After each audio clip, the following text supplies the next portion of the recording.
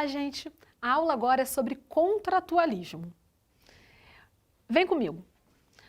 Toda vez que você pensar sobre o contratualismo, você vai pensar em pessoas, em filósofos, que estavam refletindo sobre a origem histórica do Estado?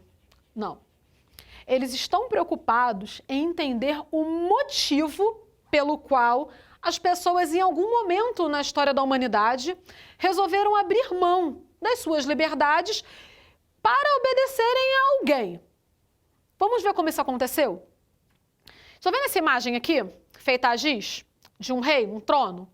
Então, para o filósofo Thomas Hobbes, as pessoas, antes da criação do Estado, elas teriam vivido numa espécie de estado de natureza com uma completa ausência de paz. O homem seria o lobo do homem e as pessoas teriam direito a tudo. Todo mundo era tão livre que tinha direito a tudo. E um poderia matar o outro para pegar o que o outro possuísse. Então, dentro dessa perspectiva, ele entende que as pessoas resolveram abrir mão de ter o que elas quisessem para obedecerem a um determinado tipo de líder, no caso aqui é o monarca, e essa liderança possuiria um poder irrevogável e inquestionável. Uma vez instituída, não deve ser incomodada. E todo mundo obedece porque tem medo de morrer, para que exista paz e a preservação da vida. Tá? Agora, nós vamos entrar num filósofo bem legal, que é o Locke. O Locke, diferente do Rousseau, eu digo diferente porque, em relação ao Rousseau, a gente não pode afirmar que ele lançou o pensamento socialista. A gente não pode falar isso sobre o Rousseau. Mas o Locke, ele lança uma proposta política liberal. Estão vendo essa imagem aqui, dessa urna? Essa imagem representa a escolha da população através do voto. E quando você pensar no Locke, você vai pensar o seguinte: para ele, no estado de natureza, todo mundo tinha direito a tudo, beleza. Mas não era necessariamente um estado de guerra. Mas pelo sim, pelo não, melhor instituirmos um estado. Melhor criarmos um contrato social. Só que, diferente do Hobbes, o Locke vai virar e falar assim: olha, nesse contrato social, a liderança tem poder questionável e revogável. Essa liderança deve assegurar a paz e a vida, assim como para o Hobbes, mas ela assegura também a propriedade privada e a liberdade individual. Pensa nisso. Toda vez que alguém perguntar para você, você sabe o que é direita liberal? Você pode resumidamente falar: olha, direita liberal é a proposta teórica segundo a qual existe a defesa da liberdade individual e da propriedade privada. Tá? Então, toda vez que alguém falar para você sobre direita liberal, você pode tranquilamente resumir desse modo.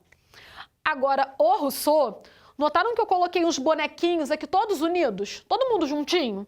Por quê? O Rousseau ele vai falar o seguinte: no estado de natureza, não tinha nem possibilidade de guerra, porque todo mundo vivia em paz. As pessoas não tinham necessidade nenhuma de viver em conflito, porque tudo pertencia a todo mundo e todo mundo vivia muito bem com isso.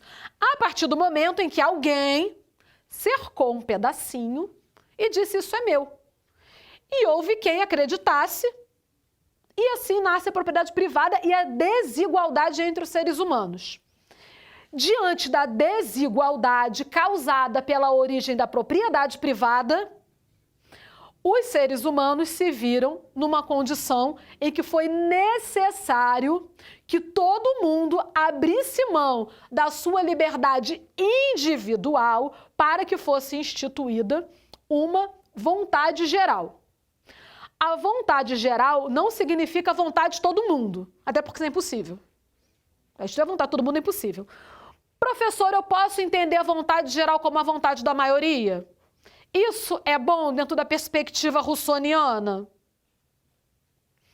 Eu costumo dizer o seguinte: vamos entender pela realidade brasileira. A maioria segue o princípio judaico-cristão ocidental. É legal um Estado orientado por esse princípio religioso?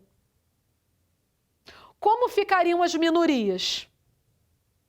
minorias em representatividade. Então, o governo da maioria, em que medida é bom? E aí a gente traz a discussão que existe hoje de democracia deliberativa, que é a democracia a partir da inclusão das minorias. E o que mais importa nessa aula é que fique muito claro para você que aqui se funda o que vai existir até hoje como o fundamento da política liberal, onde você tem a defesa de uma propriedade privada e a liberdade individual. Então, o fundamento do que a gente entende hoje como competição, como meritocracia, tem origem aqui. E quando você olhar para o Rousseau, você vai pensar, o Rousseau, ele lançou as bases para o que no futuro vai ser desenvolvido como pensamento socialista, como pensamento anarquista. Por quê? A prioridade aqui não é a liberdade individual, mas é a liberdade coletiva. Por isso essa imagem. É você entender que às vezes você está numa condição de privilégio porque o outro está passando fome. É você entender que o seu conforto custa a necessidade do outro. Daí, o que se conhece como esquerda hoje, defender a propriedade coletiva e a liberdade coletiva. Porque se entende no campo da esquerda, enquanto ideologia política, que a propriedade privada gera desigualdade entre os seres humanos. Então, vamos lá. Revisando. Contratualismo é a proposta filosófica segundo a qual, em algum momento da história da humanidade, os seres humanos abriram mão das suas liberdades para obedecerem a determinado tipo de autoridade. Até aí, molinho, facinho. Agora, em seguida nós vimos Hobbes, Locke e Rousseau. O Hobbes defende o que vocês conheceram já em história como o pensamento absolutista, aquela monarquia inquestionável. O Locke e o Rousseau, eles estão, gente, isso aqui é muito profundo, eles estão lançando as bases de todo o pensamento político do mundo ocidental, que influencia a sua vida hoje. Toda vez que alguém falar para você assim, você está nessa condição porque você não se dedicou, você não se esforçou, você foi preguiçoso, você não teve força de vontade. Você vai se perguntar a partir do Rousseau. E as desigualdades colocadas, elas não influenciam no ponto de partida para a competição? Será que todo mundo tem as mesmas oportunidades para desenvolver a liberdade individual? Poxa, a gente está tendo aula de filosofia. Todo mundo no planeta tem acesso a esse tipo de informação? Todo mundo sabe definir, em linhas gerais, o que é direita liberal e o que é a base da esquerda? Todo mundo entende a diferença entre liberdade individual e liberdade coletiva?